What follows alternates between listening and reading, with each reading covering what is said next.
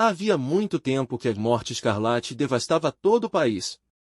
Jamais uma peste fora tão letal e tão terrível. O sangue era sua encarnação e o seu sinete, o vermelho e o horror do sangue.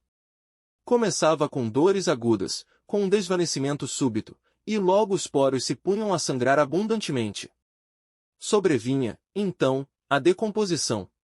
Manchas escarlates no corpo e, notadamente, no rosto da vítima, segregavam-na da humanidade e a afastavam de todo o socorro e de toda a compaixão. O contágio, o progresso e o fim da enfermidade consumiam apenas meia hora, mas o príncipe Próspero era feliz, intrépido e sagaz.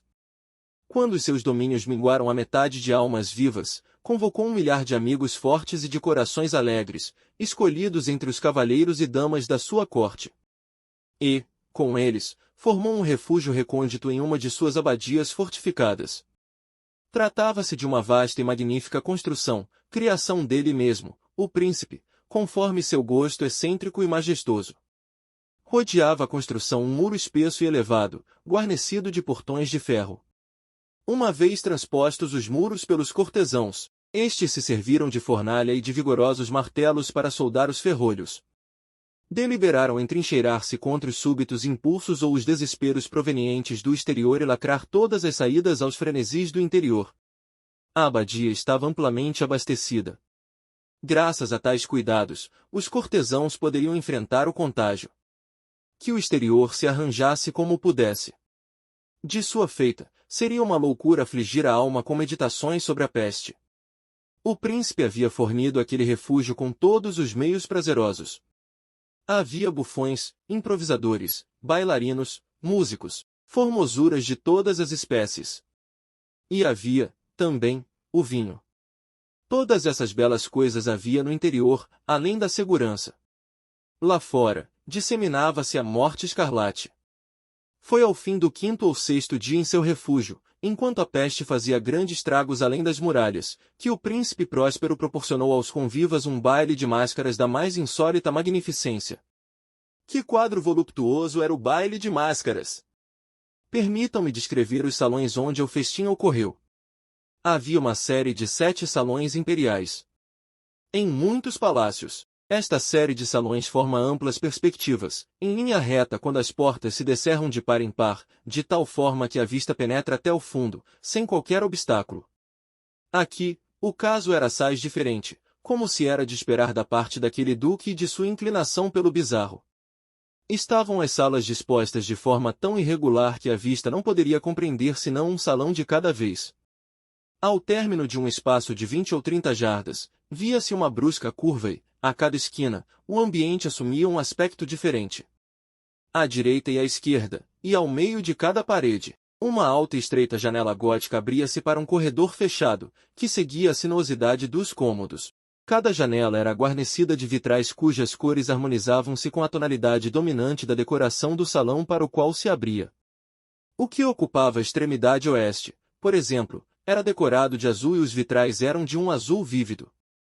O segundo dos salões era decorado e guarnecido de cor púrpura e os vitrais eram igualmente purpúreos. O terceiro era completamente verde e verdes eram também as janelas. O quarto, alaranjado, estava iluminado por uma janela de igual cor. O quinto era branco e o sexto, violeta.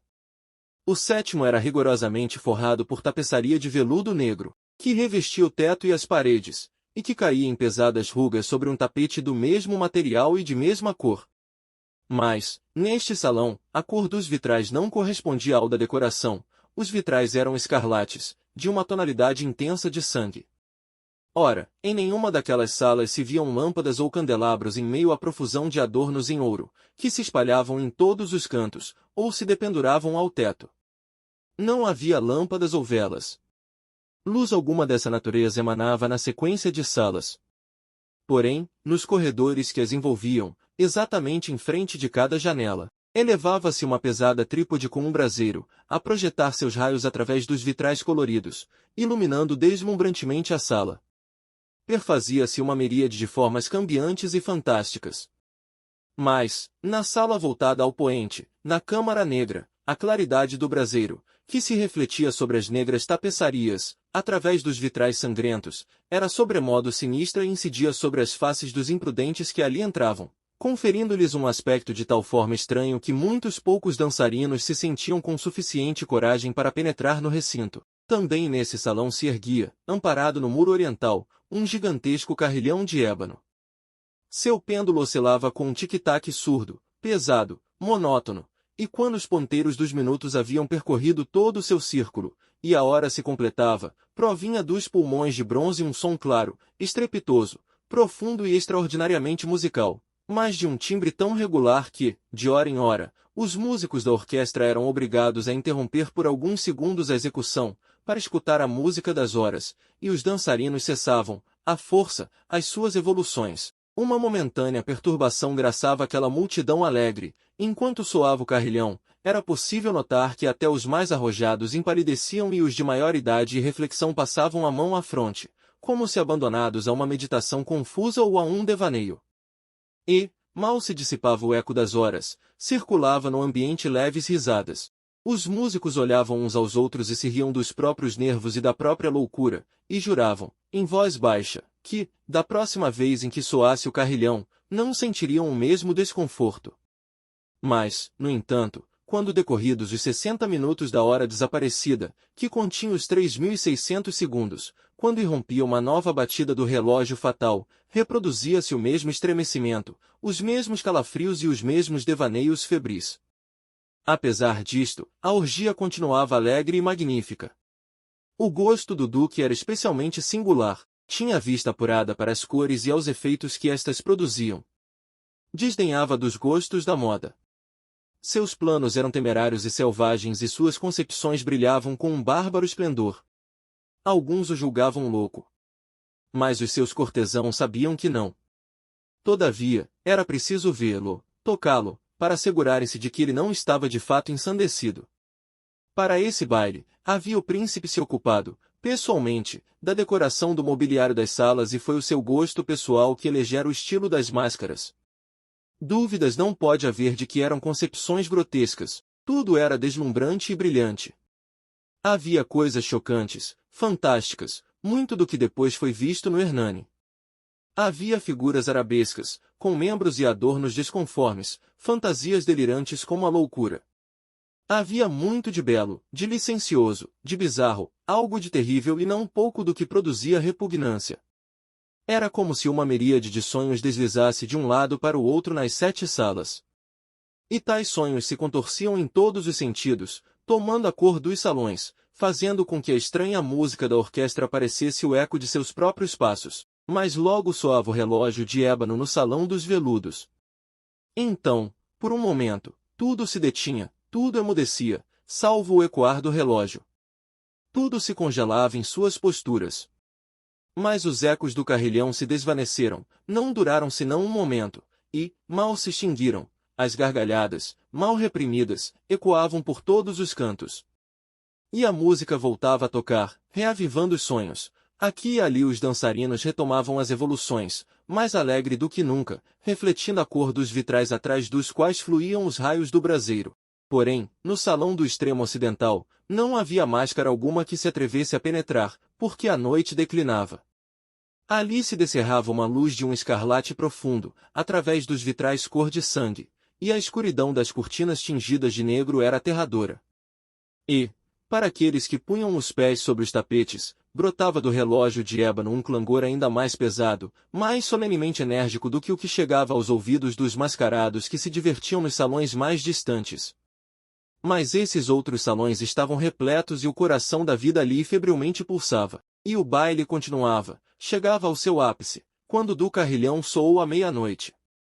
Então, como já se disse, a música parou, os que dançavam detiveram-se em suas evoluções.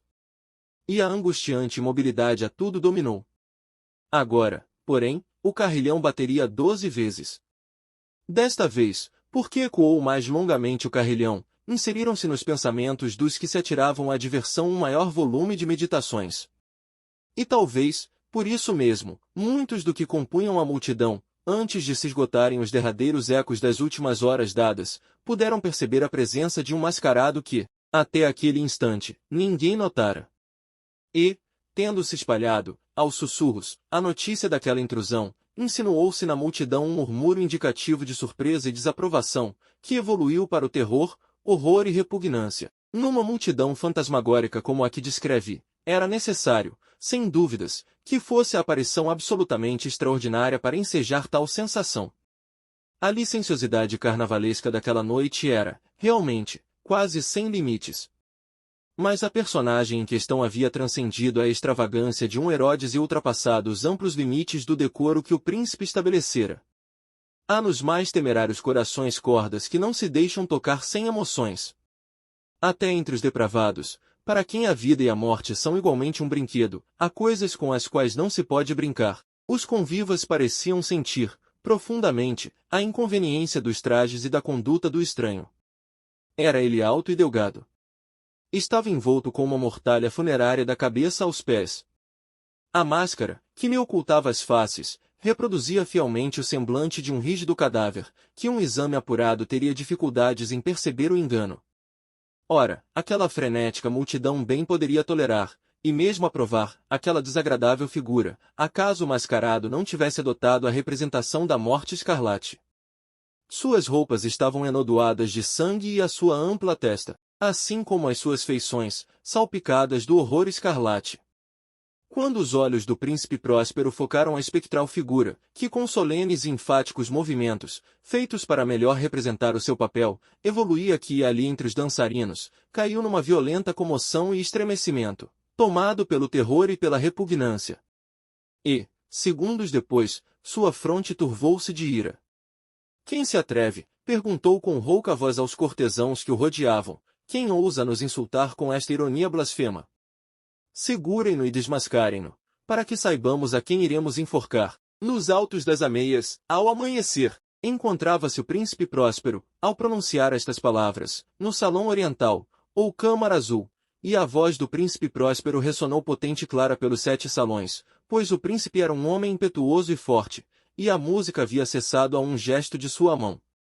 Estes fatos ocorriam no salão oriental, sendo o príncipe ladeado por um grupo de pálidos cortesãos. No início, enquanto falava o príncipe, o grupo se movimentou, levemente, na direção do intruso, que esteve, por um momento, quase ao alcance de suas mãos, mas que agora, com passos firmes e majestosos, se acercava cada vez mais do príncipe.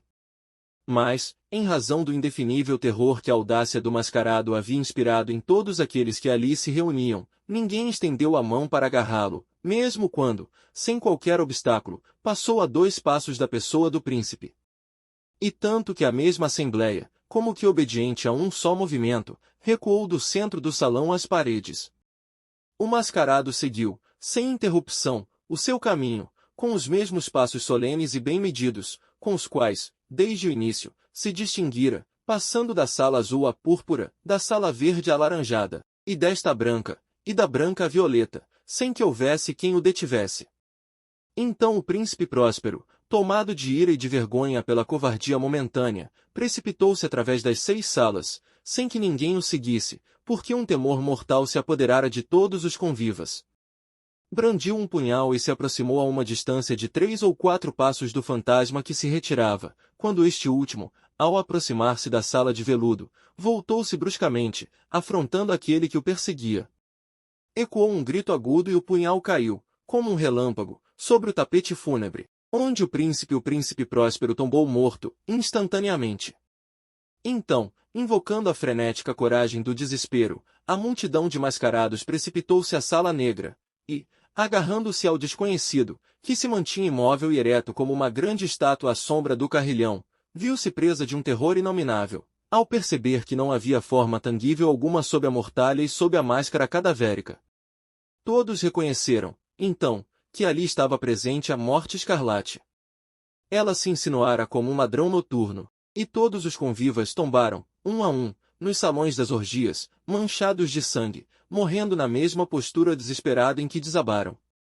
E a vida do relógio de ébano se extinguiu com a do último daqueles seres licenciosos. E murcharam as chamas dos braseiros.